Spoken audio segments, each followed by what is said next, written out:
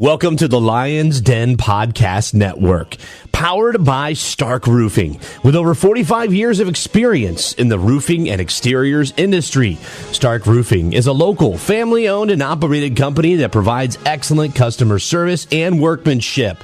Let's Start Roofing. Bring your home back to life. You can give them a call at 636-671-0045 and tell them Spanky sent you. Stark Roofing, proud title sponsor of the Lion's Den Podcast Network and this amazing podcast presentation.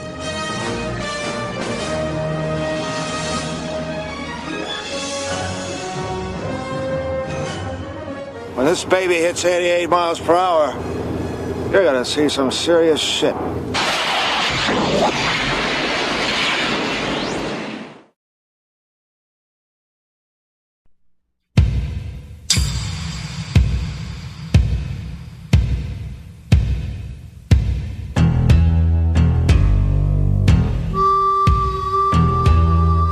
We have come here to chew bubblegum and kick ass. And we are all out of bubblegum.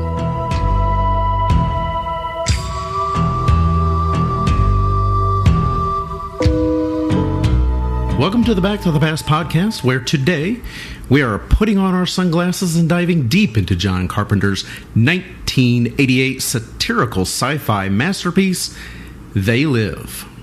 But before we uncover the hidden messages and alien elites, we want to give a massive thank you to Stark Roofing and AllStar Fence STL for being our titled-in studio sponsors. We also want to thank Granite Pros LLC, Comfortable Carla's Heating and Cooling, Terry and the Moon and Back Photography and Doula Services, and Mike Jones of the Lion's Den Podcast Network for making this episode possible. For all the things Back to the Past podcast related, please visit backtothepastpodcast.com in order to provide feedback, suggest episode topics, support our sponsors, or order your very own show shirt and other products that you might enjoy in our shop, which are affiliate ad linked. A lot of great items. Been throwing a lot of things up there that I think will be interesting for some of you, including very own replica set of glasses from the film. So that's there too. How did you know? Oh, well, ratings and reviews are always appreciated, and we do love it when you spread the word about the podcast. Now, grab your shades and let's get into it. So, my name is Kevin, and as always, I'm joined by Justin and Brad. And the tagline of They Live is, they influence our decisions without us knowing it. They numb our senses without us feeling it. They control our lives without us realizing it. They live. Yeah, and I think the tagline should have been, they live, we sleep. That's pretty good. Nice. Short, summarized. I get bothered by those long ones. I don't know. They should be short and catchy. Yeah. Like Jurassic Park. 65 million years in the making. That's a good one. Yep. Straight to the point.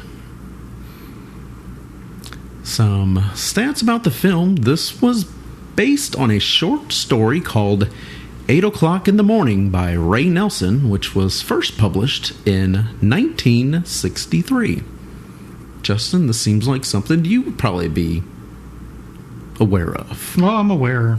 It's one of those that I've been wanting to actually read the original, but I never got around to it. Okay. And there's a few of those where they're based on short story. Another one's the Blade Runner. The Do Androids Dream of Electric Sheep? Oh, yeah. That's another one that I plan to get to, and I just haven't done it.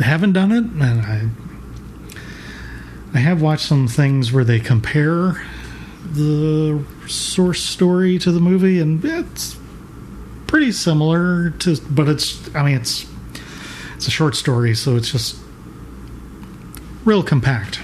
Okay. But vaguely similar. So the film was released on November the 4th of 1988. rated R, a runtime of 1 hour and 33 minutes, so pretty short to me. Oh, it kind of flies by. Yeah, it did. Well, once it gets going. Correct. It's a very slow open. Yeah. Yes. And the music doesn't help. No, because it's the same tune you hear throughout the entire film. Yep. I had a problem with that one. See, it chugged, and it just... I know why it's there. Mm-hmm. And it does a really good job at what it's supposed to do. But it makes me feel that feeling too good, and I don't like it. Now, was this your first time seeing this film? I think it might be, because we were trying to rack our brain if we saw this over COVID for any reason. If we did, I definitely don't remember the ending. I mean, everybody's seen the bank scene, I'm sure. At least the quote. Yeah, at least the quote. I mean, well, what, Duke Nukem's probably, used that quote at some point. Yeah. Or the meme where Roddy Piper's looking over the top of the glasses and... Yeah. Out on the sidewalk. Mm-hmm. It was my first viewing as well. Mm-hmm. So when it starts out slow like that, I'm like, And for me, it's not so much that it starts slow. I think the music was just distracting for me. I don't know. Yeah, it didn't really fit the film at that point to me. It just gave me this whole, oh my god, it's a little sad and depressing, but I guess his life kind of is right now, so I guess it matches. But, oh man, it just kept going and going. It's get on with it. Let's go. And here I am, the nerd who's all about the old prog rock songs that are 20, 30 minutes long, where you might have 5 minutes of something like this. Yeah. True. I was hooked immediately the first time I saw it. I was something about that music and just the slow meandering, no dialogue, just following him. Yeah, for 6, 7, 8 minutes. Yes. And it's something about that. Just there's no dialogue. It's just visually showing you, setting up the world, following him, but at the same time not telling you a thing about him. Nope. I love that. So I was hooked immediately. There you go. But, like I said, I like slow, meandering things, so... So They Live had a $4 million approximate budget. It came in first on opening weekend with just over $4.8 million in 1,463 theaters, on its way to just over $13.4 million in the U.S. and Canada, and just a few thousand more worldwide during its 4-week run. It was 81st on the 1988 top-grossing films list and released in Europe as Invasion Los Angeles. So what you're saying is it wasn't a runaway hit. Correct. It opened against, what was it? U2's video documentary was in theater, and I think Halloween 3 or 4 was 88. That would be 4. Was in its 4th week at that point. Mm-hmm. Which Halloween 4 was the first in the series that John Carpenter was not involved with. Well, allegedly. For sure he had nothing to do with that. Before then, it was tenuous. Okay. But yeah, he really had nothing to do. Yeah. Yeah, so he kind of switched the original release date, which was going to be in October, to kind of avoid competing with Halloween. It's pretty good idea. Yeah. Because I just, subject matter wise, I have a feeling I know which is going to win out of those two. Yeah. Proven franchise versus this new thing. Yeah, the other films that it came out, it was U2 Rattle and Hum documentary. Oh, right. And the only, new, somewhat big name movie was Everybody's All-American, which starred Dennis Quaid, Jessica Lange, and John Goodman. And then The Good Mother from Disney, directed by Leonard Nimoy and starring Diane Keaton and Liam Neeson. What? That just sounds like you're doing a Mad Lib there. Did you ask ChatGPT on that one? No, I did not. Are we doing Mad Libs now? Right. The Good Mother. Is it from April? Disney, directed by Leonard Nimoy. Directed by Mr. Spock. Right. Is it April? Am I a fool? We're fools, but it's not April. Yeah. Well played. Yeah. Yeah, but Carpenter supposedly was fascinated that the film opened at number 1. I'm like, there was nothing out. Nothing. Yeah. Nothing. What did you expect? You had the name recognition of Roddy Piper in his first film. He was very hot in the mid to late 80s. Oh, yes. Yes. Huge. Coming off all the WrestleMania stuff. He's at his hottest time. And by this point, most people know who John Carpenter is, too. Correct. And he always has his name of John Carpenter's whatever. Yep. You put those two names together and you're bound to at least do good, especially when nobody else is going against you. So your odds are pretty good. Yeah. So to say you're surprised, come on. Rotten Tomatoes has an 86% critic and 80% audience. Metacritic, 55 critic and 7.4 audience. So pretty good, especially Rotten Tomatoes. Mm-hmm. I could not find a written review for it from Roger Ebert. That's a little surprising. Yeah. They might have done some video stuff on it, so... Yeah, that's true. I don't know. Like a early morning news segment. Right. Yeah, on a local Chicago TV station or something. It still just blows my mind that they were just right there in Chicago. You know, if you sit there and think about it. I always think of one of the other coasts. Nope, Right. Chicago. Yeah, you think New York, L.A. Yeah, easily. being as popular as they were. Right. I mean, you could even go as far as D.C. too, but... San Francisco. Yeah.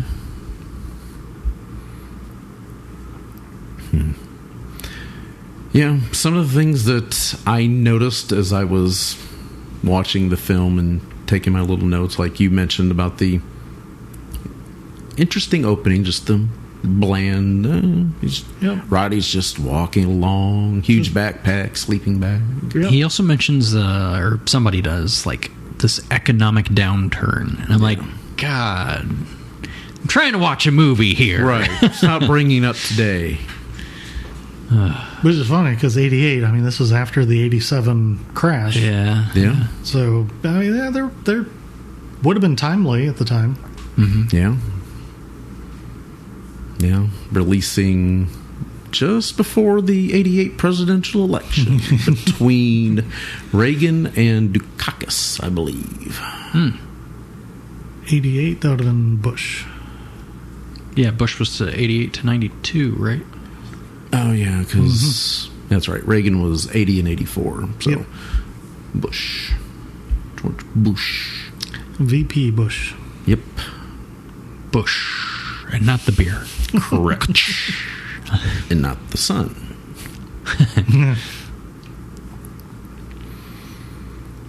Yeah, so Nada, which she doesn't get referred to in the film as Nada. It's just a name that's kind of... Nobody refers to him by anything. No. He's just... In fact, I remember seeing an interview with Carpenter, and they asked him, why Nada? And he goes, well, nobody talks to him, and he never gives his name, so... Nada. Nada, meaning nothing. Right. So it's... Not a thing. He's like, I got to call him something for the page, so... Yeah. Yeah, it sounded better than just calling him nobody. John. Yeah. Call him John Doe. Smith. Oh. Which to me kind of adds to the... I guess you call it satirical, where it's like he could be anyone by not referring to him by name. True. He could be anybody. Yeah. That's a good point. To where, like, nobody is really... Everyone is a symbol or stands for something that is being referred to in the movie. Mm-hmm. So, like, he's the idealistic one. I'm Frank's Spartacus. the pessimistic one. Yes. I'm Spartacus. Yeah. Yeah, Poor guy goes to the temp or unemployment office. No jobs available. He's apparently into construction, carpentry. So that's when he ends up at the construction zone or construction site and asks for a job. He's got his own tools. Got his own tools. This is a union job. Can I speak to the union rep? Please, sir. Yeah. So he gets the job. Yeah. That's when he meets Frank. And automatically they have clearly they're getting along well from the beginning. Gosh, yeah. Frank is played by Keith David. I know him. I would say the man, the myth, the legend, but most people know his voice. Right. Definitely. And he was in The Quick and the Dead that we reviewed on a previous podcast. Also in The Thing. Mm-hmm. Yeah, his only other second film of his that he was in of Carpenter. 1982. Mm-hmm. So 6 years before this. Dr. Facilier and Princess and the Frog. Oh, gosh, yeah. Such a good role. Arbiter and I was about Halo. to say, the Arbiter? Yeah. Yeah. Being as that's coming out in like coming out again. Yeah. In fact, I think today that we record this, July 23rd, you can start playing that. I guess if you have the expensive version. Right. Pay for the deluxe Yes. kind of version. I've already played it. What do you mean? It's brand new. But you can play it again. Oh. And it's pretty. It's prettier. Just as I remembered it. Yeah, right, yeah. So Nada is pretty fascinated with TV, it seems. He kind of likes watching the television. Even if it's through the window to someone's apartment. Correct. Tries to live by the golden rule. And yes, that really was him that played the harmonica. That's my pitiful harmonica playing there, Piper says on the commentary. Which kind of surprises me. Yeah. I didn't really think it was that bad. No. Granted, I can't play the harmonica, but... Every time my grandpa would break that out and start playing something, and just would stare at him in fascination, like somebody actually knows how to play this thing. Right. Yeah. The whole breathing while playing it, just my brain can't wrap its... Yeah. It's too much coordination. Oh, yeah. Like trying to do that without passing out. Right. I just moving can't. your hands and sliding it back and forth. And It reminds me kind of like how a tuba works, because you have to know where each position is, because there's not a button. There's positions, right? Where with the harmonica, there's positions where each note is, and then beyond that, they're, like you said, the breathing part. Oh, yeah, because if you exhale, then it's like... A different... It's the music people... Why can't I remember this? Mm-hmm. They're all yelling at me. It's the non-flat and sharp stuff. Yeah, yeah. But if you inhale, it's like the sharp and flat stuff. Mm. So it's a different key. Well, not even a different key. It's just like a half a step or something. Right. Being able to go breathe in and out without passing out while trying to make... I don't... And then if you're really good, right, then you do the little whoa with the hand. Yeah. Yep. Oh, jeez. Yep. Or just minor movements for the harmonica itself. Yeah. Or you do like Bob Dylan or John Lennon, where you've got it on that little thing around your neck, and you're playing it while you're playing the guitar and singing. Yep. Show off. Right. I'm like, okay. I have hard enough time just walking without tripping over myself. Correct. As you saw by me, about falling over the chair earlier. Oh, well. Drinking water without choking. Correct. I mean, that's a constant struggle. It is. Yeah. Especially if you're like laying on your side or something and you don't want to fully sit up. Oh. Like, is this going to go down right? Mm-hmm. See, once you're over a certain age, you just know better. You should sit up. Yeah. At this point, I should just stand up. But see, if I do that, I might trip over something, so I need something to hold on to. Mm-hmm.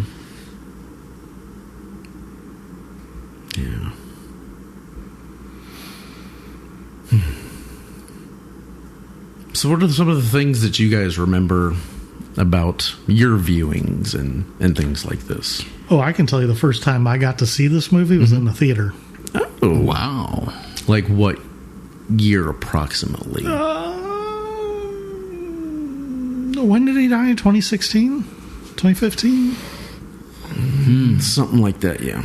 It was somewhere around then because it was shown in honor of that. Fair. Andy showed it.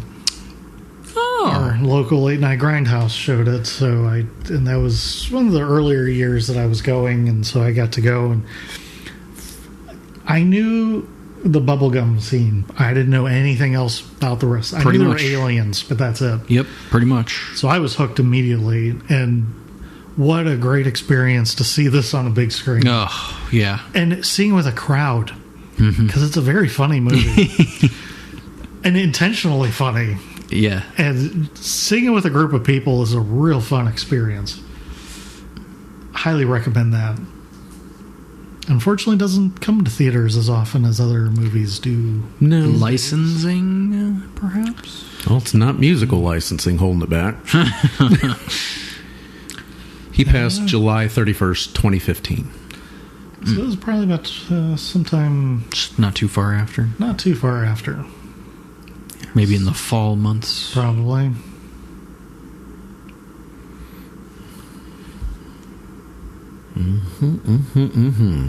So you got to see it for the first time in a theater. I got to see it for the first time, what was that, Monday night? At home in my living room. On a Plex server. I watched on YouTube. Oh, wow. Whole thing. YouTube. You know, I don't know that we check YouTube often enough to think, oh, Right. yeah, of course it's a free movie on YouTube. I check it when I can't find it anywhere else. I need to start doing that. But I should make it probably One of your first- one of the first Yeah. ones. Yeah, it's crazy to think how many full films are really on there. Well, as an example, and of course I would know this, the English dub of Ibira, Horror of the Deep, is on there. In case you may have grew up on the English dub because you're a kid and you don't want to read subtitles. Now, as you get older and your hearing starts to go, you appreciate subtitles more and more. And maybe, briefly, occasionally studying Japanese language here and there. So Sure. it's nice to kind of hear it.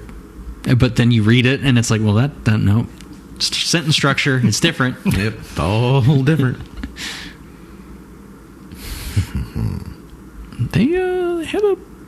They had some decent cars in there. Kind of caught my attention. Yeah, it's not really a car movie.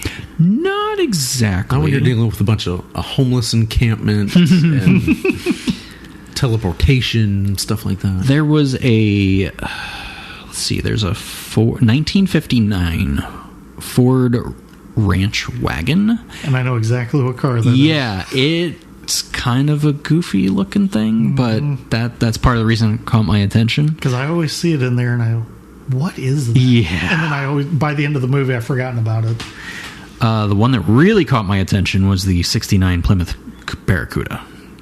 It's pretty. Yeah. And I think, isn't that when he smashes the back window when he swings the board? And he's like, oh, I'm sorry. He kind of laughs. Yeah. And then there's this one, I did not know they made them like this. There's a 75 Chevrolet Blazer, but it's like, without the top, it almost looks like a Scout. It's almost like a full convertible. I've never seen that. I don't know if that is like a full that exists.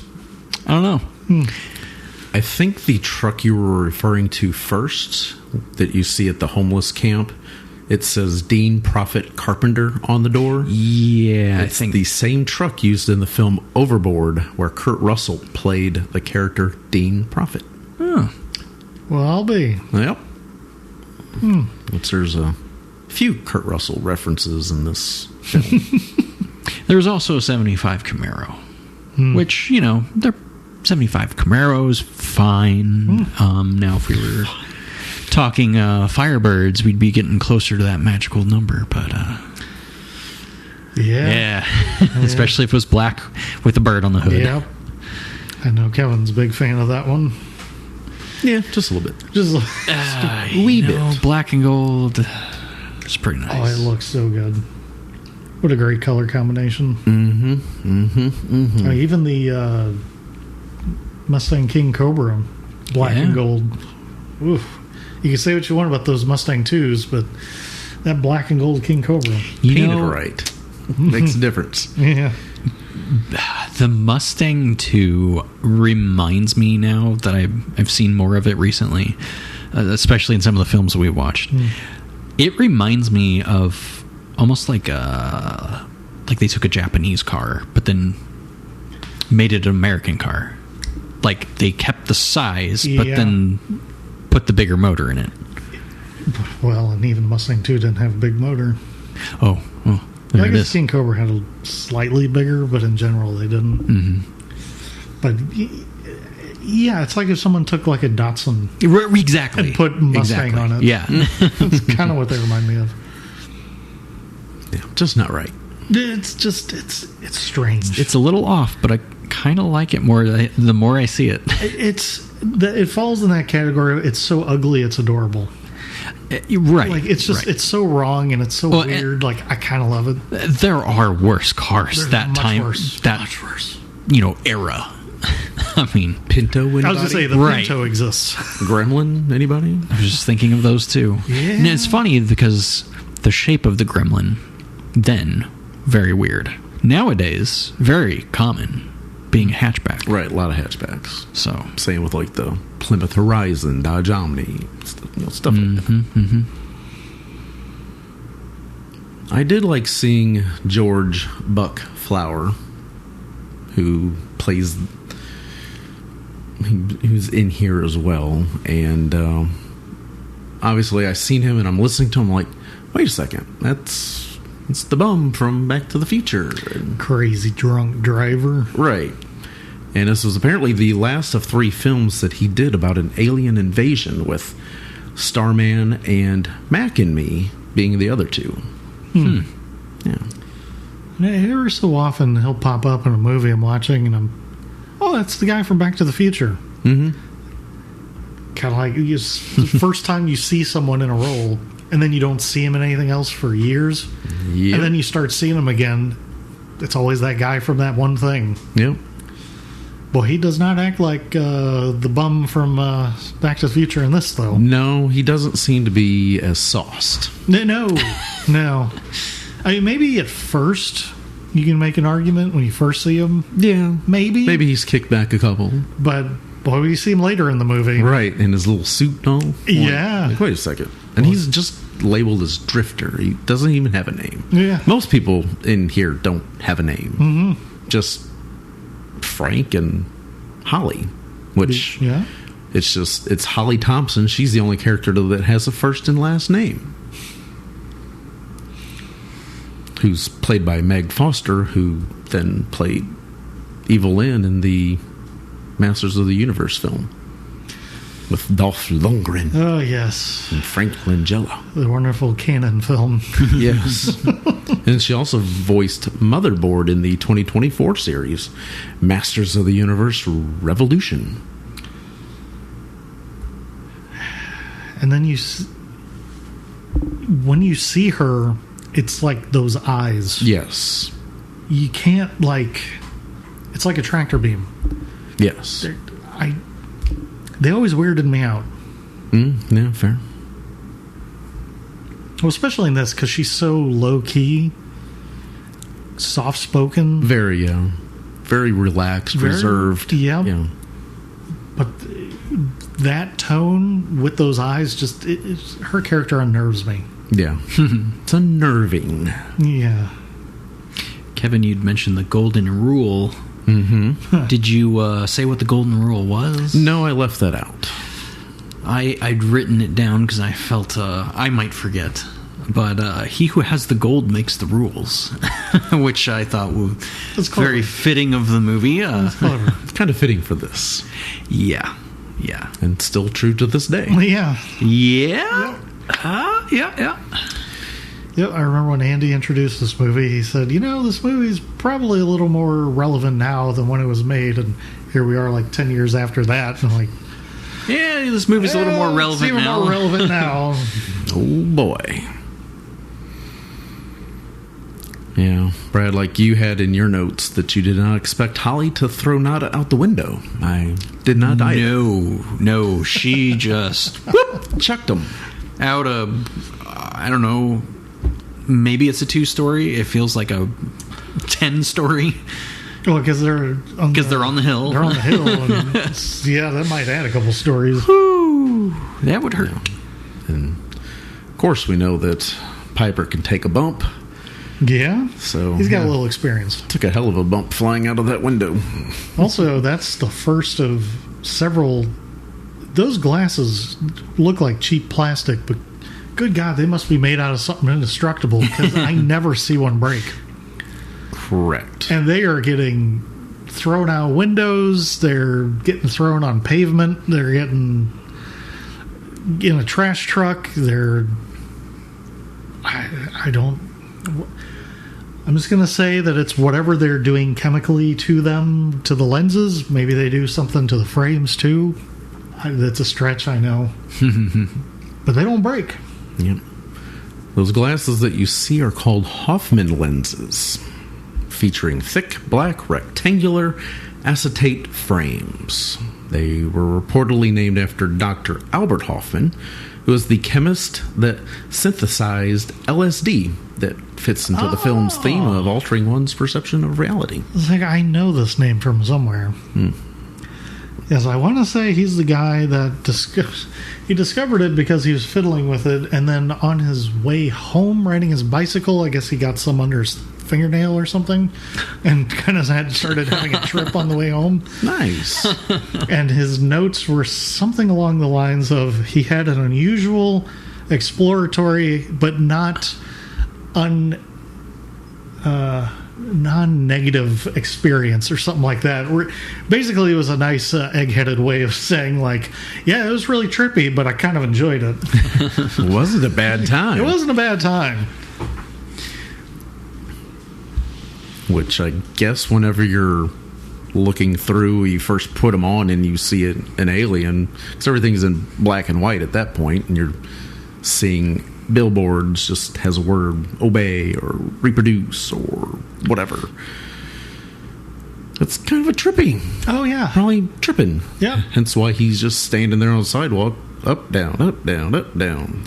It's like breaking through the messaging. Yes. And I remember being in college classes, marketing classes, where they would like show us ads and be like, okay, now what is the message of this ad? What are they trying to sell you? What are they trying to tell you?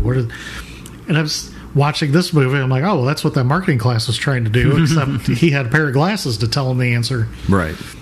Like you see cheating.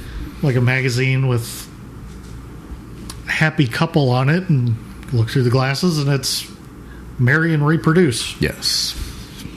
Or look down at money, and this is your God. Like, oh, I love it. Yeah, I know Super 7 is the toy company that kind of makes these retro toys based on film properties and stuff. They've got figures with a little signs and things as well like that. Good job. I see what you're doing there. There's a nice looking Nada figure at one of the stores we've been visiting lately, and every time we go, it's still there. Pretty sure it's the one close to Kevin's. And in case you know, neat things and stuff. Yep, in case you need it for yourself. You know. Yeah, I don't know about that. I don't know how that fits in with a Transformer. You don't want to make the collection at this Transformers point. jealous. Yeah. You don't want competition. Or Jamie. Yeah, it's one thing to have robots in there, but when you have actual grown men in there, Yeah. Now we're drawing the line. it's a step too far. Right. A little too realistic.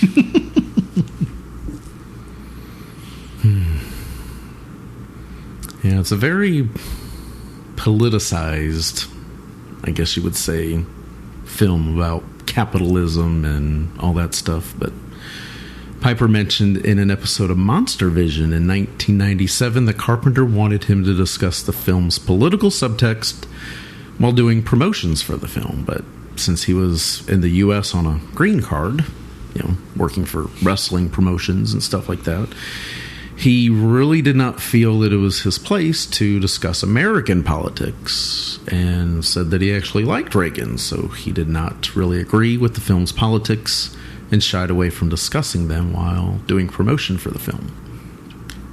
Dang it. Now that you mention it, I do vaguely remember seeing him on Monster Vision. I'm sure there's clips out. Oh, well, that's how I found it on YouTube somewhere. There you go. And yeah, I think that was whenever he was doing his summer school series. Oh. I think that was the Monster Vision Summer School episode.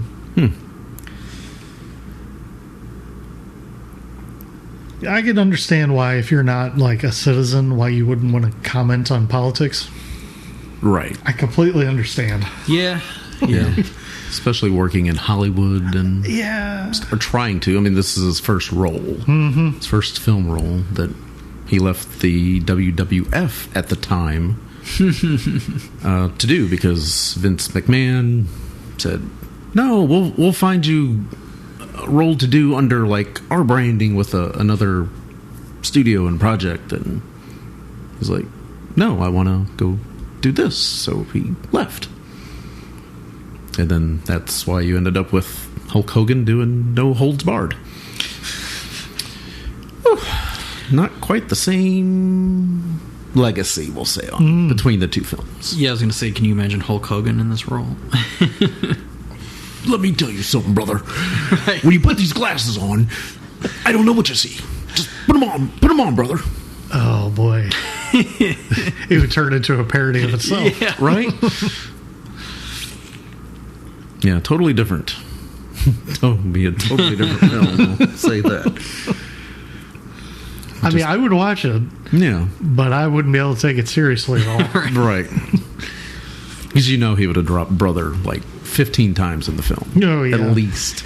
Mm-hmm. The fight between him and Frank would have been 3 seconds. Throwing him against the wall. Frank comes bouncing back and he just sticks his boot up and and then drops a leg on him or something. That's it. Yep. Done. Meanwhile, he tears his shirt off. Yes. Yeah, Frank would have like partially ripped it a little bit, and then he would have just fully ripped it off. Yep. Yeah.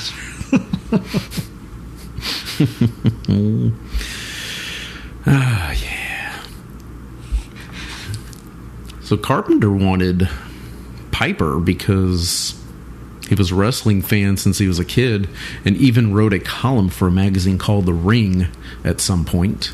He met Piper for the first time at WrestleMania 3 up in Pontiac, Michigan, on March 29th, 1987, which this one's most famous for the Hogan and Andre match at WrestleMania 3, where Andre the Giant was a heel.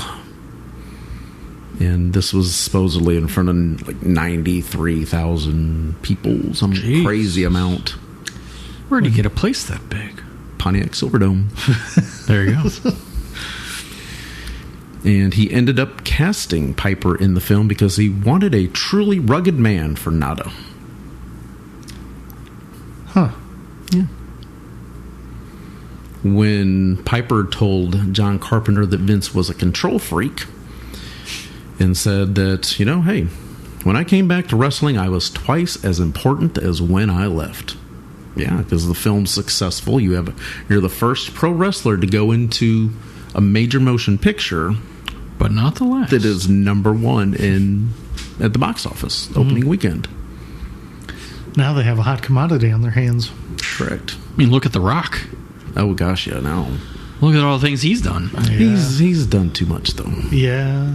I mean, I don't disagree, but also, oh yeah, he's broke good at what he does. He sure is. Great at what. Oh, it's to the point now where I would argue that I'd say maybe the average person doesn't remember or doesn't even know they did wrestling. Oh, I They agree with only that. know him for his acting. He introduced the Xbox, That's true. the first one, And with Bill Gates. He was wearing like a long sleeve turtleneck on stage. Oh my god! It was so weird. I think he still had hair at that point. Yes, He wasn't fully resigned to just simply shaving his and head. he had all time. the small, thin shades, Oh yeah, his as was popular The Rock. at the time. Yeah, per his Question is- character. Do you smell what The Rock is cooking? Thankfully, no. It's probably like what Giovanni Ribisi was cooking in Gone in 60 Seconds. No. Dropping the salt in it. Oh, I thought it was like What's in this? I don't know. I thought it was like a whole thing of pepper. Well, it could be that. It was a whole... Start scraping it. Yep. Just scraping it and then stirring it in. So a few other little things about Piper is that he said it was pretty easy for him to play a homeless person because he spent time living on the street and in youth hostels himself after leaving home at age 13.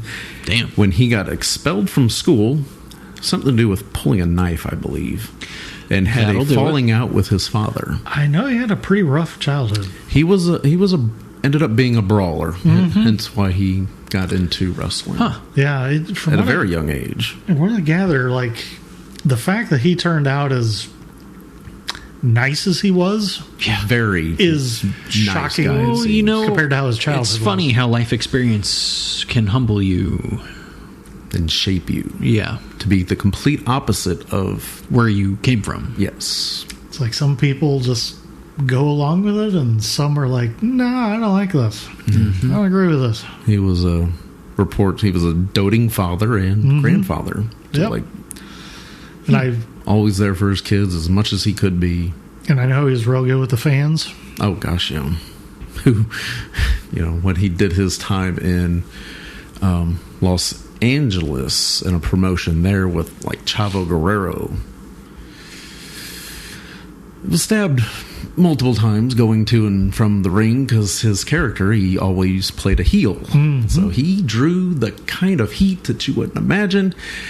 That he was going to play the Mexican national anthem because he was really good at playing the bagpipes. Literally, that's where he got his gimmick name, Roddy the Piper. And wearing a kilt. Yes. And instead of playing the Mexican national anthem, and I think this might have actually been down in Mexico when he did this.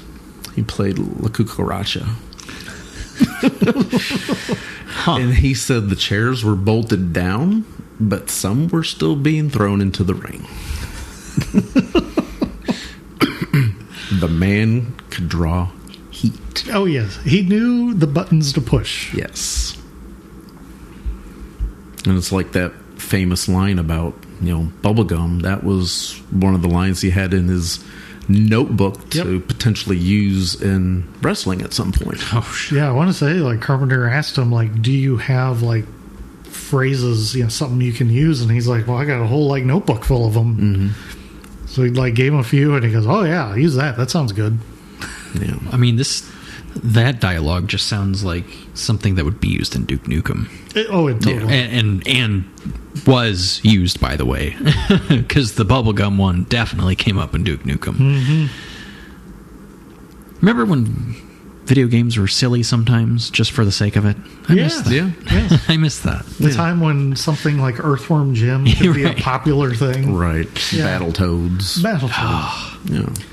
Yeah, there was a boss in Earthworm Jim that was just a goldfish. So you literally walked up to it and it's just fight, and he just reaches over, grabs the goldfish, and eats it. The end. You win. Yeah, Fatality. I miss the days of silly for the sake of silly. Yeah. It's like one of the ones of Pipers that you see regularly in videos is they have all the answer. When they have all the answers, I change the question. That's good. I'm like, that was good. That's a good one. Yeah.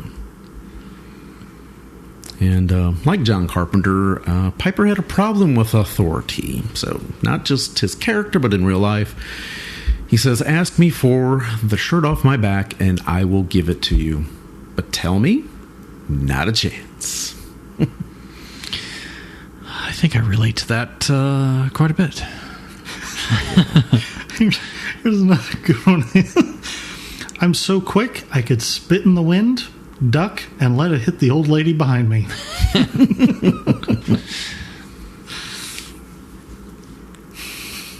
And Piper also admitted that it was a painful scene for him to shoot, where the police attack and destroy the homeless encampment because of similar events that he had witnessed in his life. You know, honestly, if you were around the LA area at that time, yeah, that would not be completely uncommon, because they basically went to war against drugs. Yes. So they would bulldoze through first and ask questions later. Right. I mean, there was an operation, I forget what they called it, where they would go into suspected drug houses, where they would have like APCs with long, they look like tank turrets, and they would just blow through the front door or front part of the house and go in and arrest everyone. Yeah, no questions asked.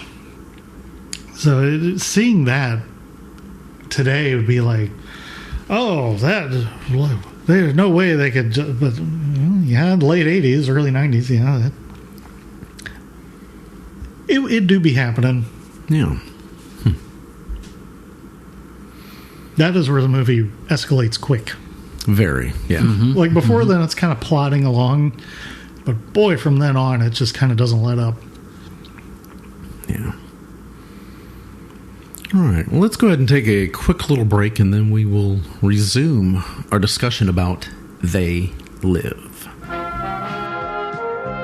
The Transformers will return after these messages.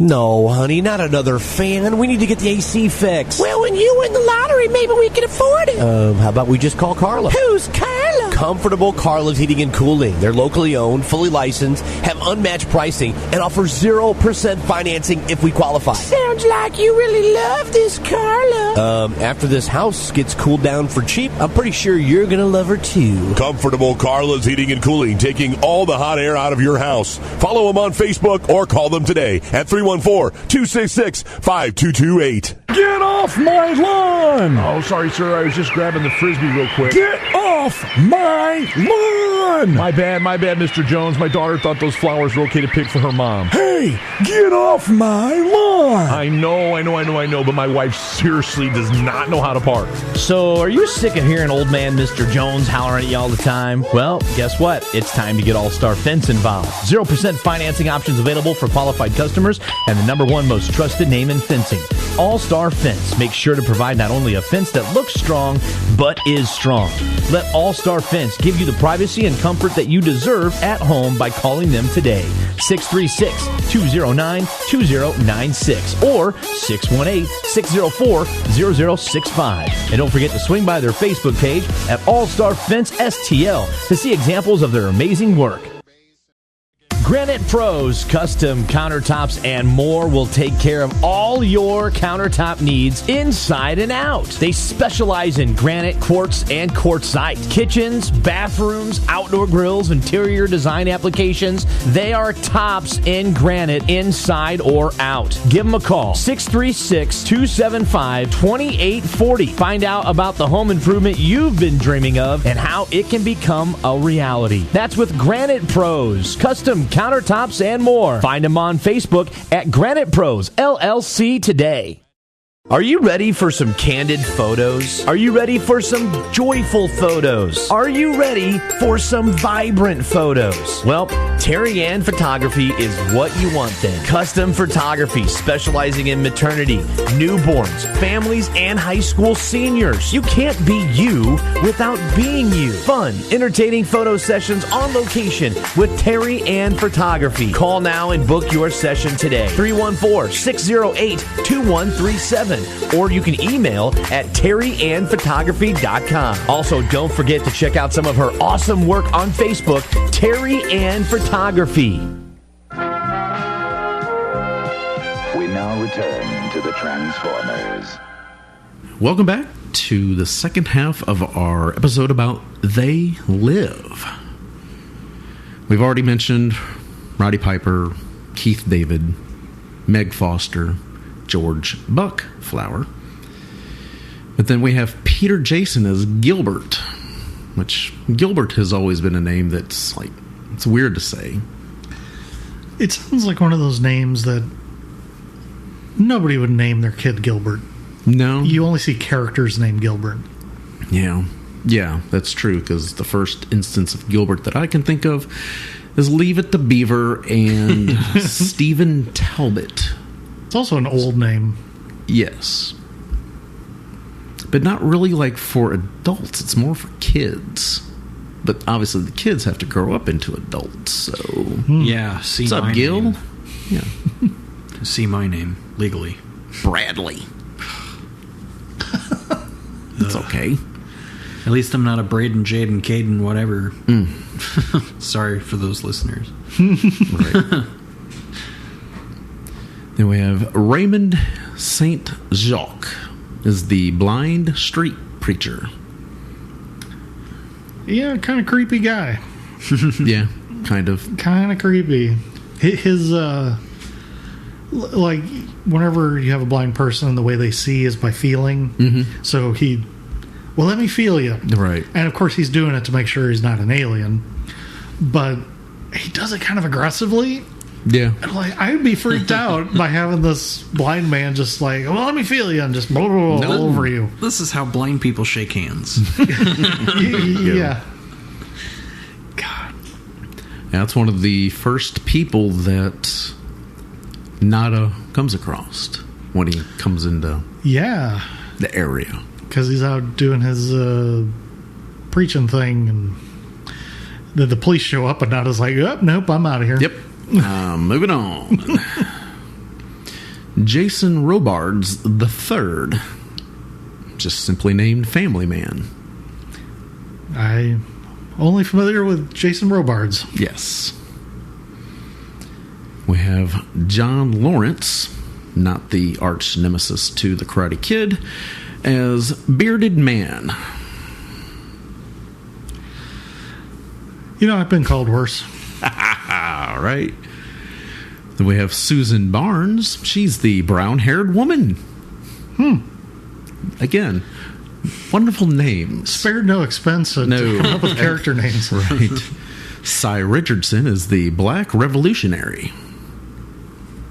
We have Susan Blanchard listed as the Ingenue. And then we have Sibby Daniela at the very end as Naked Woman. Yes. She sure was. Yep. And it always cracks me up, that scene. Yep.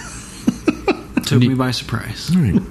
And you might also recognize her as one of the moms in the birthday party in Ghostbusters 2. Oh. Along with Mary Ellen Trainor. Yeah, there you go. Yeah. Not to be confused with Megan Trainor. Yeah, I know.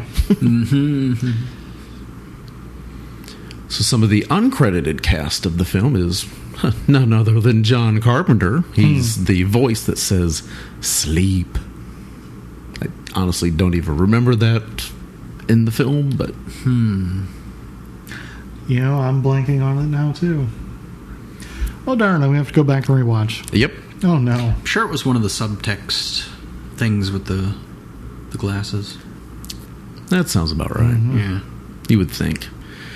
Tommy Morrison is Dave, a resistance fighter. He was the professional boxer who held the WBO heavyweight title in 1993. He was actually 25-0 before realizing that he wanted to be a full-time boxer. That's like me taking all my history courses in college because I like this one teacher, and then, well, if you take one more, you have a minor. I'm like, oh, well, okay. I guess I'm going to be a history minor then. Right. Oh, darn, I get you again? Yeah. And on, I think, the big screen, you would say he's probably best known as Tommy Gunn in Rocky V. Ah, now I can place him. Yep. Trying to fight Rocky out outside in the alley or bar or something. You know, everyone hates Rocky V. I kind of like it. I haven't seen it. I'm surprised. Same. I have seen none of them. I need to. Yet. Oh. Right. I need to see some of them. Well. Yeah. I hear a potential topic in the future. There's so many films. Like, I need to see Taxi Driver, Raging Bull. I still need to see Pulp Fiction. Wow. I know. That one surprises me. No, I'm not surprised. Well, fair. Doesn't have aliens. Yeah. No sci-fi, no dragons. Nope. True. And Tommy passed at age 44 from cardiac arrest and other organ failures. Ah, damn. Mm-hmm. He had announced in February of 1996 that he was HIV positive. Oh. Was not 100% sure where he may have contracted it, because I don't think he got it from like a blood transfusion. He tended to claim that he may have got it either from fighting in the ring or from being promiscuous before getting married. I think those latter two are pretty good chance. Yeah. And then we have Al Leong, Asian revolutionary, very familiar face in films. Oh, yes. Born in St. Louis back in September 1952. Well, look at that. I know. He tortured Mel Gibson with electric shocks and Lethal Weapon. Huh. He was the chocolate bar stealing terrorist in Die Hard. He was Genghis Khan in Bill and Ted's Excellent Adventure, which I spelled that wrong. And he was one of only 3 actors to be in a Die Hard and Lethal Weapon film, others being Grand L. Bush and Mary Ellen Trainor. Yes, if you need a Asian henchman... Oh, he's your guy. In the 90s, well, 80s and 90s, he's your guy. I wanted to say that he was in Batman as one of Joker's henchmen, but that wasn't him. Oh. Apparently based on IMDb. Pretty sure he's also in Last Action Hero. Oh. I think so. Which is another one of my favorite movies that people don't talk about much anymore. Yeah? Well, they didn't really talk about it at the time either. I'm not kidding. So, in regards to other casting choices, which I always enjoy finding out names like this, did not see anything other than people for nada. And that was Kurt Russell, was whom the role was originally written for, but Carpenter ended up feeling that he needed someone else, since Russell had already been in 4 of his films. Yeah, that one probably fits the best. Yeah. I could totally see him doing this. Yeah. Oh, yeah. And even still, it would be a much different movie. It would. Mm-hmm. He was in Elvis, Escape from New York, The Thing, and Big Trouble in Little China. And Escape from New York is filmed in one of our favorite breweries. Some of it. Yes. Yep. Yeah, they because that was after the Riverfront fire, something like that. So there was so much that was just burned, and they're like, "Oh yeah, this looks post-apocalyptic. Let's film down here." Yeah, it's St. Louis. Downtown St. Louis. Yeah. Like, what better place? Well, we need to turn off the lights for this block.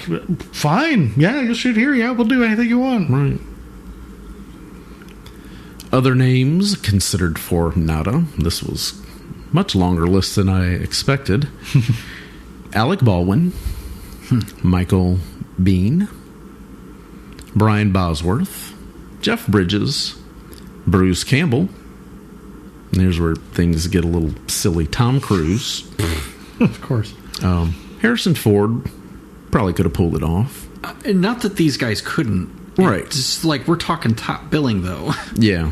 Mel Gibson, Tommy Lee Jones, Michael Keaton, Christopher Lambert, Stephen Lang, Dolph Lundgren. Dolph He-Man Lundgren? Yep. Michael Madsen, Bill Paxton.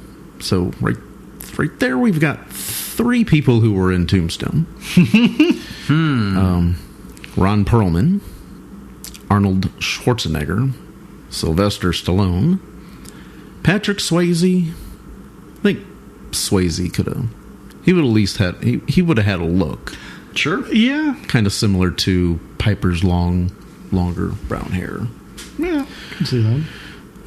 Jean-Claude Van Damme and Bruce Willis. I mean, look, all these guys are great choices, but like half of them you can't afford. Right. This is it's like that's a list of top male 80s right people right there. Like you just threw all the names out there. So whether any of that is true or not, we'll see. That's fine. Yeah. Or we won't, and correct. Make your own conclusion. Yeah.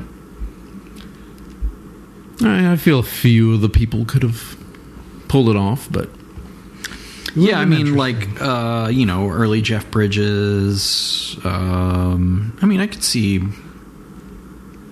like Bruce Campbell. And, I was gonna say I could see Bruce Campbell because it's just a little bit of silly. Yeah. But he can do serious when he needs to do serious. Early Alec Baldwin too. Yeah. Yeah. Yeah. Before he went through his like every role has to be whispered. Oh yeah. Yeah. Like when he actually delivered normal dialogue. Sound. Yeah. I think TV is to thank for that. It could be. Probably. Could be. Filming on this lasted about 8 weeks. So shot reasonably quick in March and April of 1988. So, I mean, not a whole lot of different really big scene changes. You're doing this around downtown LA. Yeah, and there's not really big, like, except for the encampment, there's not really any big open shots. Yeah, a lot of alleys, a lot of interiors. Mm-hmm. That could be anywhere. That could be anywhere. Correct. Apparently that space where the encampment was is still undeveloped. Really? According to what was input on IMDb. Wow. Granted, I don't know the address of this to like look it up on Google Maps or something. Makes me feel like could be like a land dispute or something. Or somebody just sitting on it and hoping it'll go up in value. Right, because of its history. Well, more sometimes put up a car wash and hope for the value to go up so that you can demolish it and sell it. Or sometimes, you gotta wait for the neighborhood to come up and coming and have the hipsters come in and buy everything out and make it fancy, and then it's like, oh, now it's prime real estate. Now it's getting gentrified. That's so right. You can make some money now. The only scenes that were not filmed in and around downtown LA were at Holly's house. Which would be like on the hills, right? I would presume. I mean, there's a lot of them out that way. Yeah. Yeah, I don't... I like the look of those houses, but I'd be terrified to live in one. Nope. Right. No matter how much money I had. The amount of mudslides out there? Nope. Even if you take out the earthquakes, the mudslides. Flat gang, baby. Right. That just terrifies me. Yeah. We're not good. talking Kahlua. Local gangs were supposedly paid off in order to leave production alone. Huh. Which I'm sure that was definitely a thing if you're wanting to shoot around that area. Yeah, I could totally see that. In fact, I could even see where, like, oh, well, you're helping them a little. I could see where they would, like, help you a little bit in return. Right. Well, we'll make sure no one else messes with you either. Mm-hmm. Yeah. Huh. Yeah. It's something you don't hear about too often. No. You don't hear about it, but I have heard similar stories on some other, like, downtown city areas where they're like, we don't want any issues, so... It reminds me of, is it Angel? Is that Hollywood? That's the first one that comes to mind. Like, I could see where that, maybe got paid off. Well, it's some of the... Because I know some of the real small productions, like, they don't They don't even get permits to film. Yeah, right. So, like, they're not going to pay off anybody. Right. No, yeah, they're in and out, and that's it. They get in, they do what they got to do, and they get right back out. But then I could see, like, well, this is a moderate kind of thing. All right, well, we'll just pay a few dollars, and you know what? We'll have a smooth filming. Because I've also heard some stories where they don't do that sort of thing, and suddenly you've got equipment missing. And Right. Yeah, it's like the westward expansion back in the day with the railroads and the Indians. Yeah. Native Americans, watch. Correct. You know what I mean. Be politically correct. I don't want to offend anybody. Not today. Carpenter hired people that were actually homeless to be extras for various scenes and paid them in both food and wages. I've heard that was one thing that Robin Williams always did. Yes. Like a certain number of unhoused had to be part of the crew or something. Yes. Crew, background extras, etc. Yeah. Man, you could pay me in food. Right? And then there's that one Radio Man. He's like the most famous extra who's not housed. And he's rides a bicycle, and he always has like a radio around his neck. That's why they call him that. Okay. But he's like in all of these, like... Wait, what do they call him? Radio Man. Not just radio? No. Okay. Nope. They call him Radio Man. Not radio. Nope. And he is... I want to say like his filmography of the movies he's been in, because he's, God, like in his 70s or 80s. But he's been in movies for like decades. So, really? Yeah, he's been in more movies than most people. There you go. And Piper stated that he thought that it was a pretty classy thing for Carpenter to do. To hire homeless people. Heck Which is yeah. good. Yeah, good around. Again, what? You're paying them a little, maybe some food too. Yeah. Like, it's a win-win. Someone's got to throw him a bone. Yeah. Yeah, Piper refused to take off his wedding ring. That's how much of a family man he was during filming. Aw. Gee, Brad. Some people won't wear a certain team's hat because they're a fan of the opposing team. Yeah, that's a Other big people thing. won't take off their wedding rings. Look, I'm happy for him, but he who doth protest too much, or otherwise, I always little side eye, you know. I mean, I don't wear one at all, so Same. Same. Oh, okay. Huh. Oh wait, I don't have a reason to. Never mind. Never realized. I know, it's shocking. Yeah. No tan lines and wrestling? No. There you go. No.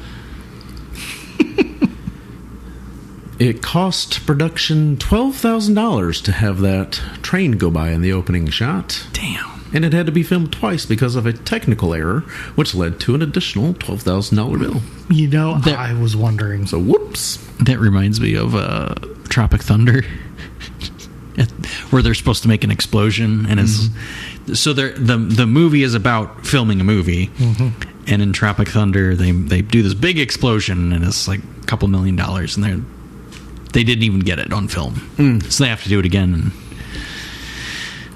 I always think about that. Yeah, Mother Nature's about to shit her pants. I always wonder that about train scenes, because it's not like a car where you can just stop, move. Like, yeah, just back it up. Yeah, a train is moving. It takes a lot to stop it. It takes a lot to get it going. Just like that. Oh God, one of my favorite train shots, Back to the Future 3, where he's like talking about the thing, and then in the background through the window, you eventually see the train coming. To time that up perfectly with the dialogue. Damn. That is just incredible. In here, there's no dialogue, so there's nothing you have to time with that, but still. Well, we just had I love it. I love whenever trains are timed in scenes, because it's like, you know, they plan this a lot. Right. Because that's hard Stand By Me. Oh, yeah. Yeah. We just had what is it, that big train come through St. Big Boy. Big Boy, yeah. It just went down the road here. Yeah. Oh, yeah. Because they were people were posting in the local group like, why is all these people sitting around the train tracks? Or they look like they're looking for something. Like, well, yeah, the big boy went through. Right, it's making it almost a yearly run through here. Yeah.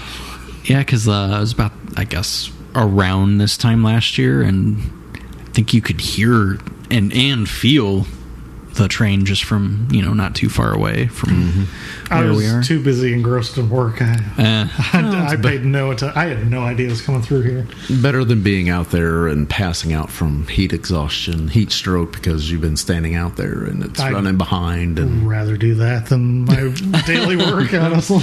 Well, then. So that actually sounds like a nice break. A hot knife through my eyeball feels so much better. Yes, that sounds like a nice break. God. I know. Sad. So Carpenter had originally said that the film was a critique of Reaganomics, but over the years, neo-Nazi and white supremacist groups co-opted the film for their own purpose and decided to spread rumors that it was really an allegory for Jews controlling the world. Oh. Yeah.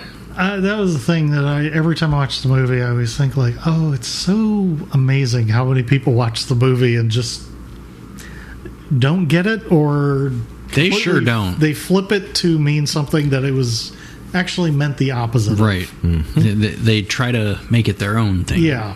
Falling Down is another movie like that. Because everyone I need to watch again. They use it as an excuse of like, oh, see, he's the hero and we need to do what he does. And it's like, you don't get the movie. They tell you at the end wait, I'm the bad guy? Yeah. Yes, you're the bad guy. You are not the way the people are supposed to be. Right. That's like Walter White. Walter White, not actually the good guy. Yeah, it's like if you see it and like just because you're following the antagonist doesn't make them the hero. Correct.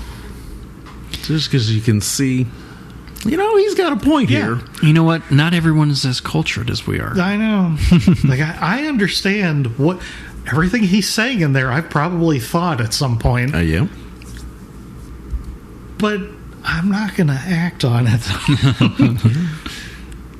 He just wanted breakfast. He just wanted breakfast. That's all he wanted. That's all he wanted. It's 11:33. They stopped serving 11:30. Yep. I need to rewatch that because I enjoyed it the first time. It has been a while. Michael Douglas. And that's another movie that when you watch it, you just... Me being the polar bear that I am, it's a hot movie. Yeah. It's just... I get really thirsty whenever I'm watching it. And I'm like, I need water because it's so hot. Good for product placement. Lawrence of Arabia. Oh. Yeah. That's a really thirsty movie. Yeah. Ben-Hur, Spartacus. Yeah. Although I get so distracted by the vistas. Yeah, that's true. That sometimes I just get sucked in and just like, wow, look how pretty that landscape is. Especially the first half. Oh, yeah. But in Falling Down, it's just a bunch of dudes yelling at each other and sweating. Like, yeah, which one usually leads to the other. Yeah. Carpenter had to clarify in 2017 that, quote, They Live is about yuppies and unrestrained capitalism and had nothing to do with Jewish control of the world, which is slander and a lie, end quote. Yeah, and if you took 30 seconds to look up anything about John Carpenter, right, you would figure that out on your own. It's sad when you have to be told by the person, no, you don't get what I'm trying to say here. Here's what I'm trying to say. And they say audiences are smart. Right? Sometimes. Sometimes they are. Look, sometimes they're not. Right. Sometimes they're not as dumb as you think. And other times they're dumber than you think they are. Yeah. Never be amazed at how dumb a person is, but also never be amazed at how smart a person is either.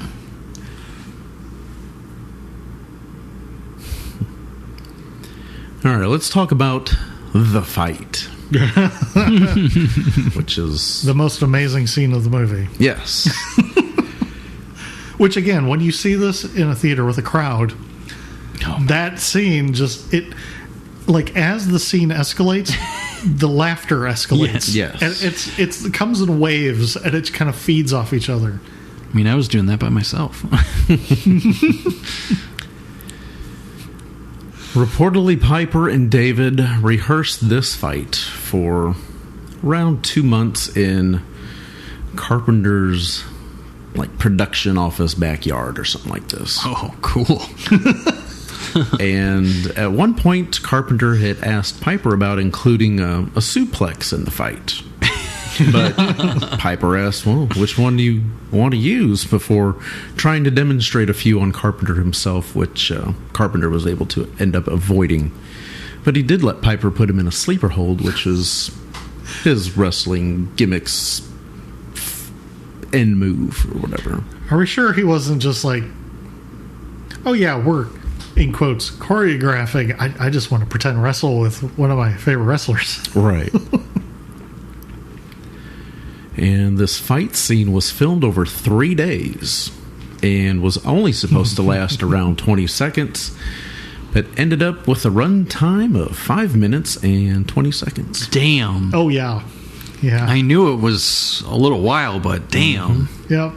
It is so great. Much more entertaining than the opening scenes. A little more action, a little more enjoyable. And Keith David said that he actually enjoyed the whole process. He said, quote, "It was good fun. I never felt safer in any fight," end quote. Thanks to Piper being a pro wrestler, he was simply able to coach David on how to sell the look of punches and make things look more brutal than it actually was. That's, I mean, it looked pretty realistic. Yeah. Also, hidden talent. And, don't have to pay an extra coach, I guess. Right. Yeah. Yeah. Like a stunt coordinator kind of person for that. He does his own stunts. Exactly. And I did not realize this, and I actually went back and watched this episode of South Park. Oh, my God. Yes. The scene was used as reference for the cripple fight episode, with Timmy and Jimmy fighting each other in a nearly shot-for-shot remake, with Jimmy as Frank and Timmy as Nada. I have to rewatch that tonight. I had no idea. Because I remember the first time I saw that, I was like, wait a second, this is just like the fight from They Live. And as it went on, I'm like, it is. Are they, I thought they were just parodying it. Correct. No, they're literally remaking it. And as I was watching the episode of South Park back, I had to wait until it was the knees to the groin part of the fight to really realize who was being who. And that's how I knew Timmy was Nada, because he was the one taking the shots to the groin from Jimmy. God.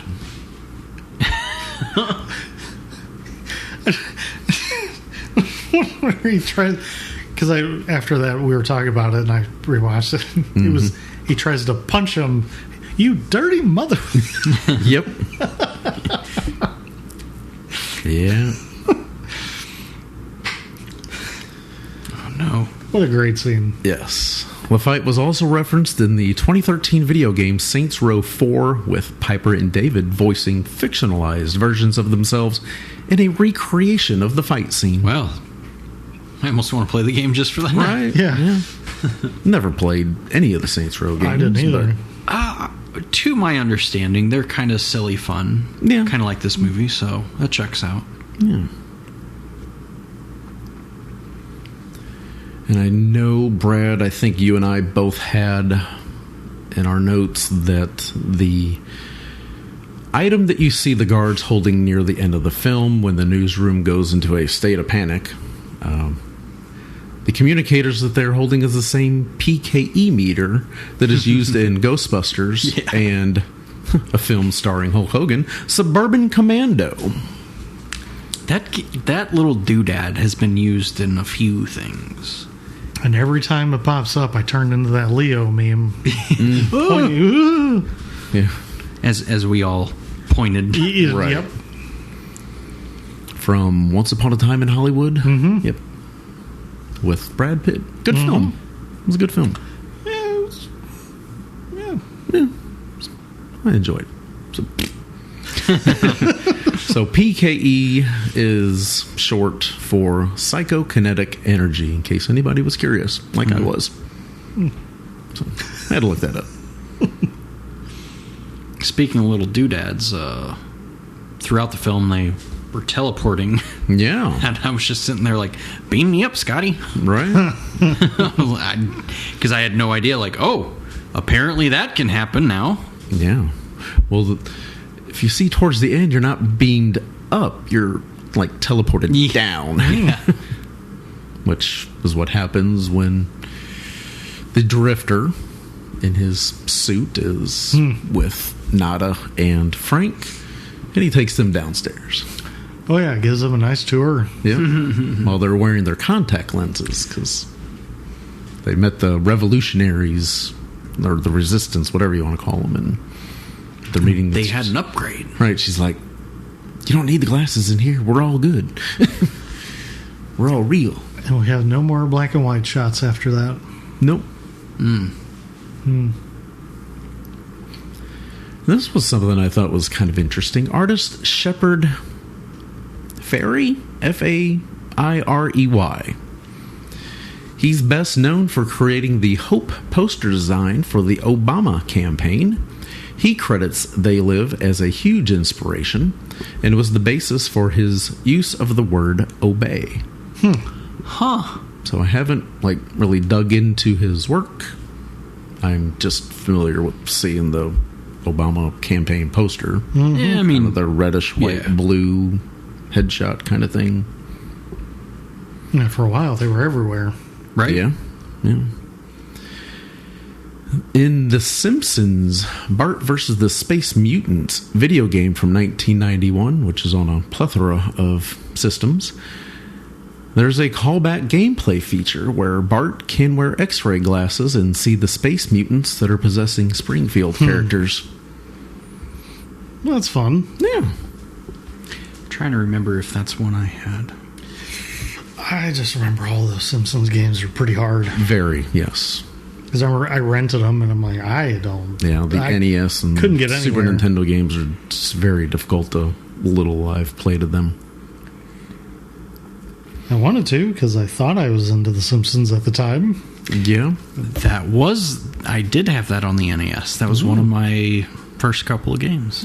Oh, look at that. It was interesting because, well, especially at the time of the NES, you could control different things in the environment that, you weren't used to. Like, oh wow, I can do that. So yeah, I'd like to revisit that. Yeah.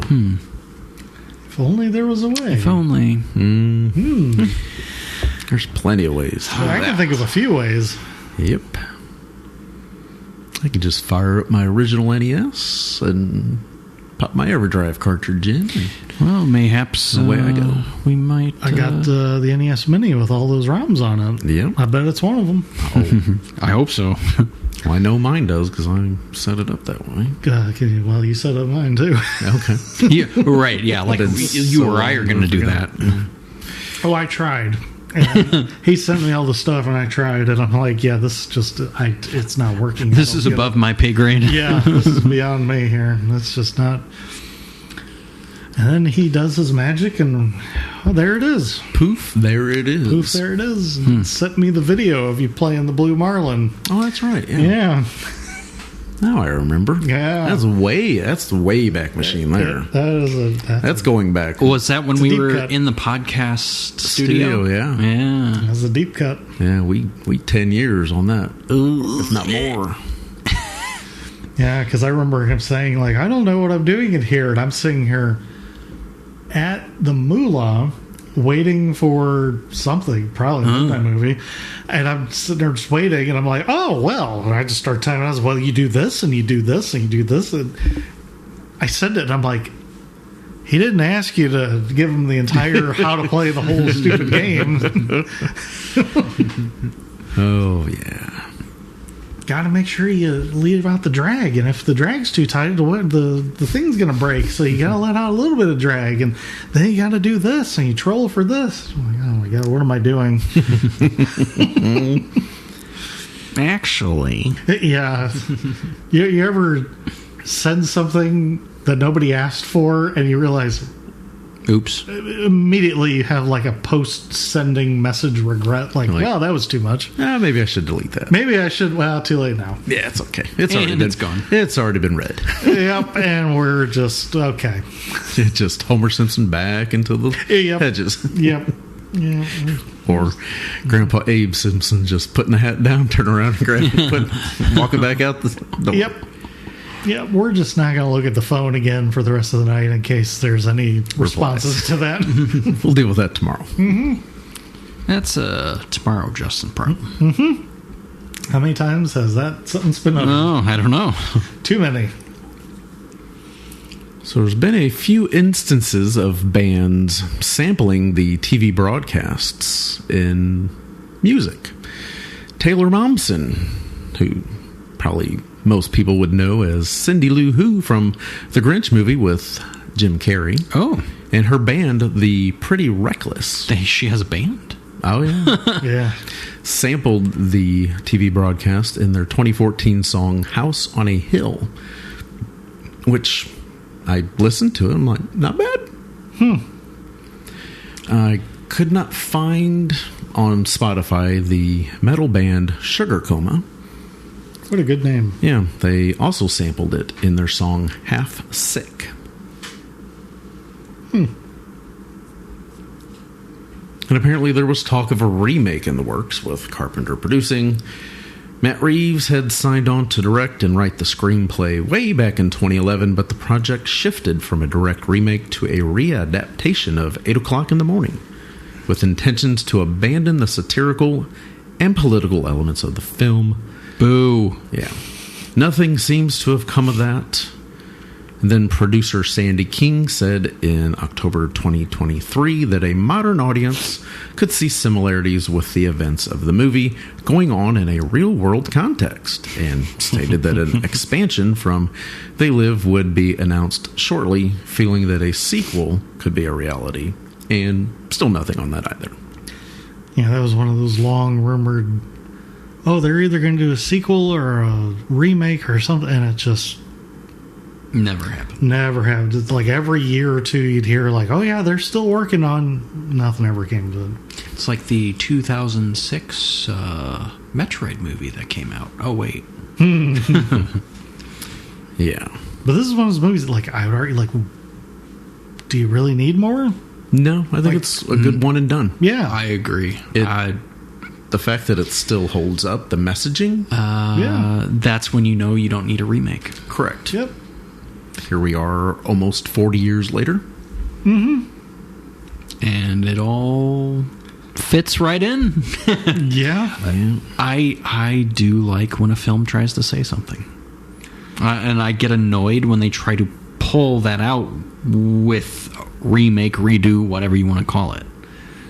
And it's also one, I would argue, if you really want to turn your brain off, it's enjoyable. I agree. Without. Yeah, you don't have to look for it. You don't have to look for it. It's but there. I mean, it's this there, one but is you don't very have to, much like, it's very much in front of you. It's kind of hard to avoid, but if you just want a popcorn flick, it is exactly that too. It's a great popcorn flick, but it's also a great subtext messaging. It's got layers. Subtlety. I enjoy layers. Yeah, and it's the subtlety of the messaging. It doesn't necessarily beat you over the head. It beats you over the head that there is a message, but it doesn't beat you over the head necessarily what that message is. Right. I like that. Right. Yeah. I like that. And it's only an hour and 33 minutes. Not much time. It's a breezy watch. Yep. Once you get past the first 10 minutes. Yes. Even though I love the first 10 minutes. But I'll be in the minority. It's fine. Which the music was, not only did John Carpenter direct, he also did the music with Alan Howarth.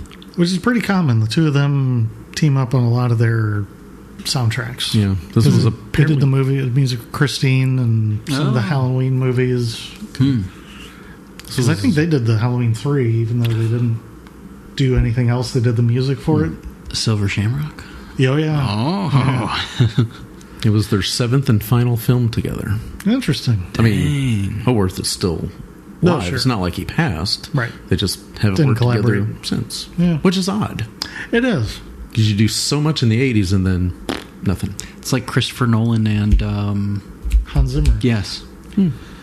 Because I would, well, in this case, like Carpenter's like a legit musician himself, like to the point like he's got his own like metal band or something. Okay, and he like performs with the band sometimes. But I still, that's not him. Where that guy looks like the white hair, like the wind is just blowing his hair back. He's holding on to the microphone. It's like a meme. Oh no, no, not quite. Okay. I mean, it's also in the sense that Carpenter actually plays instruments. Okay. Let's put it that way. Okay. Yeah. Oh, yeah. Every time I see that old dude staring, I know. Like maybe that when you're in the 1970s and you're doing that and you're not like 80 years old, like yeah, you can. But when you're like 80, like that just looks like you're having a medical emergency on stage. There might be a few bands like that now. Might even, yeah. Won't go there. Yeah. Nope. Not gonna talk about anybody freezing up on camera in a very no high position. Nope. Carpenter also wrote the screenplay under the name Frank Armitage. Armitage. Armitage. I don't know. One of the two. Yeah. One of my other favorite quotes.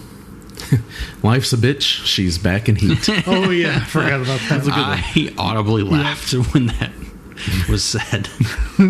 That's good. And that was apparently one of Randy Macho Man Savage's favorite lines from the film. Which, yeah, fair. It's a good one. It's a good one. Oh, yeah. Yeah, I really liked it when you said life's a bitch and she's back in heat. Oh, yeah, brother. Just don't forget to snap into a Slim Jim. Correct. Piper later used his bubblegum line that we had referred to earlier during a wrestling show. So I need to see if I can find video of that. I like to see him do that. Another thing that I go back and forth about on this movie is Holly. Like, is she always villainous? Or was she coerced? Was she starting to be? But watching it this time, I think I finally have an answer. Ooh, okay. It seems like everyone that's either an alien or an alien conspirator is like really successful. And anyone who is not is on the low rungs.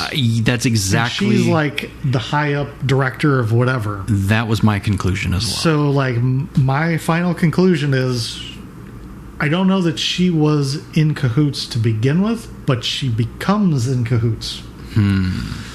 See, and Either way, she's in cahoots with them, and she's like the spy. Financially benefiting. Yeah, I thought from the beginning, like, well, after she threw him out the window, it's like, okay, she's all this expensive stuff. She's very successful. They try to promise this to other people. I don't know. Yeah. So I think from the beginning she's. I think it's one of those, but it's hidden. Yeah, I think if you because it's a good reveal later. And especially like they try to she's with the underground. She's sorry about hurting him. Tries to woo him a little bit with all this, right? Because she knows he knows. Because she knows he knows, and she is trying to manipulate. Yeah. And I'm sorry I threw you out of my house. Yeah, but it's done in such a way that it's like it almost makes you believe her. Yeah, because you don't see any of this from her side, right? Which gives the better reveal later. Yeah. Which again, if you're paying attention, that everyone who's successful is in on it. Yeah, well, she's successful. Also, shout out to the neighbors. Every time I see them, I chuckle. And I remember even in the theater, there's a bit of a chuckle too. Oh, gosh. Because it's just like you see the one neighbor, and then you see the other neighbor, and you realize, oh, okay. Oh, what was it? Well, it was Holly, and she's a friend. Okay. Yeah. Which, again, I was expecting more out of them. Like, maybe they're going to be the ones to call the cops, or maybe they're going to get involved in something. Nope, that's the only time you see them. Which I wonder if there's a little subtext there where it's just like you notice something, but you don't say anything. It's like if you see something, say something. Well, they say something, but but they don't say something. They're not going to say anything. Not say anything. Yeah. Don't want no attention. Yeah. You know, I want to be like... I don't want to be main involved. Characters, they don't want to be involved. They just want to lay low. Or they already know. You know, there is that possibility too. Because I don't remember, was he wearing the glasses when he seen the neighbors? I don't think he actually looked over at them. Okay. Holly did. Okay. Because they were kind of she was kind of helping him, and he's kind of holding on to her. And she looked over and waved, but I don't think he looked over.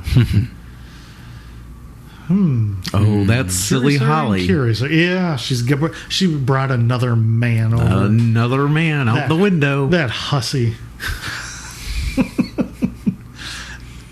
I mean, that was the vibe I got from them. It was just like, she's brought another man home. Yeah. Not her first rodeo. Not her first rodeo. Last thing I had in my notes about Nada flipping off the camera after being shot. Oh, yes. Real slow. Yep. Yeah. What a great... Yep. Very Terminator. Yes. Yes. Yeah. He won't be back. You know? Oh, well, though, you know, I'm sure they'd find a way. Hollywood. It's Hollywood. Yeah. At least it's not a comic book movie. Then guaranteed he'd be back. Oh, gosh, yeah. In a different outfit. Maybe even with a different person playing. Nobody's ever really gone. Right. Might even have a different backstory, a different personality. Alternate universe. Yep. Doesn't remember anything. Yep. Hello, Spider-Verse. All right. Yeah, I love a lot of John Carpenter movies. I always go back and forth with what my favorite one is, but this is definitely up there. But then I start thinking of all the other ones, and I'm like, but I really like those too. Yeah. Halloween, The Fog, Escape from New York. I guess I need to watch Big Trouble in Little China.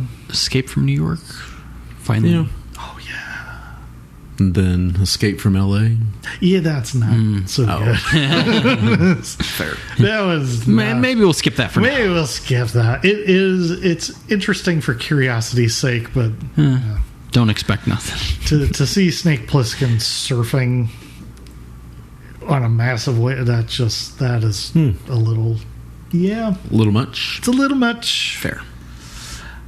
It's enjoyable for all the wrong reasons. Let's put it that way. Yeah, really good movie. Yeah. Glad I finally sat down to watch it all the way through. Oh, yes. Because after listening to the Roddy Piper book that he was working on before he died, that two of his kids finished up. I think it was Piper and his son finished up. It was good. I've really kind of been on a Piper kick lately, so I was like, yeah, I definitely want to see this now. Because, it's discussed in his book how much he really enjoyed doing that and getting that chance to kind of expand beyond wrestling, knowing that he's like, I'm not going to make it to 65 when he's going to be able to draw retirement. Yeah. Just because of the history of all his friends and coworkers. So many of those wrestlers just... He's like, we lost another one. Like making it to 65 would be the equivalent of like 100 for the rest of us. It's like wrestler years. It's like dog years. Yeah. But then you look at like Ric Flair, who has survived a plane crash. Yeah. Lived one of the hardest lives that you can imagine as a celebrity. I mean, he's still partying, drugs, everything that he has done, and the night after night of the physical abuse that he has put himself through. One of his famous, every single match, he gets knocked around for a while, and then he just takes a couple steps and falls face first. Yeah. Every match. All those shots to the head that he intentionally does in that instance. because the mat's not soft. Oh, yeah. Oh, I remember the documentary of him, and he was talking about doing wrestling training when he was like in his teens. Mm-hmm. Oh my God, like some of the stuff they would do, like I remember one thing that stood out was, I mean, they had like a whole host of things they would have to do in a row, and one of them was you'd have two guys and you do the wheelbarrow thing where one dude's on their hands and the other dude's holding their feet, and they had to go up so many flights of steps. Oh my God. And then you go back down, and then you switch, and then you go back up and go down. Jeez. And that was just like one exercise in the middle of a series of exercises. And I'm like, that is... I mean, my dad used to wrestle when he was in high school and college, and he also played football and some things. And he said that the training for wrestling, he looked forward to football season because the training was so much easier. He said you just had to deal with the heat. Yeah, he said the wrestling training is like going to a whole nother level. It just, my brain couldn't comprehend it. And then I listened to Ric Flair talking about their training. Oh yeah, I get it now. Yeah, pro wrestling training, no joke. Especially back in the day. Gosh, the stuff that they talk about Stu Hart doing for people in the dungeon at the Hart House, and the stuff that the Gagnes did up in Minnesota. Oh my God. Some crazy stuff that they would put these guys through. Oh yeah, I mean, it's no wonder so many of them turned out a little messed up, should we say? So it's amazing when you have like a guy like this who's very with it and together and a good dude, and you could definitely tell towards the end of his life some of his choices led to some mental instability. Oh, sure. But still, yeah, overall, really good guy. Yeah, one of those celebrities. It's a shame we didn't get to cross paths at some point. Yeah. All right. Any final words on this episode, fellas?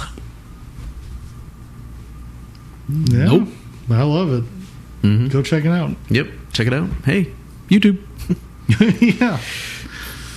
Or you can get your very own copy. I'm holding one copy in front of me of a Blu-ray collector's edition, John Carpenter's They Live, with the Dude Designs. That's who did this cover work. Huh. That's awesome. The Dude Designs. Not only does the dude abide, but he designs.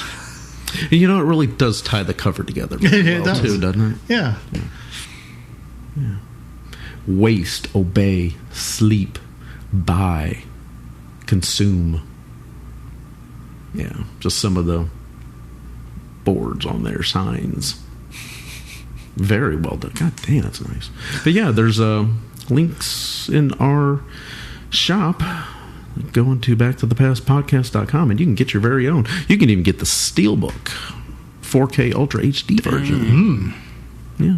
I bet that would look nice. Oh, I've thought about getting that.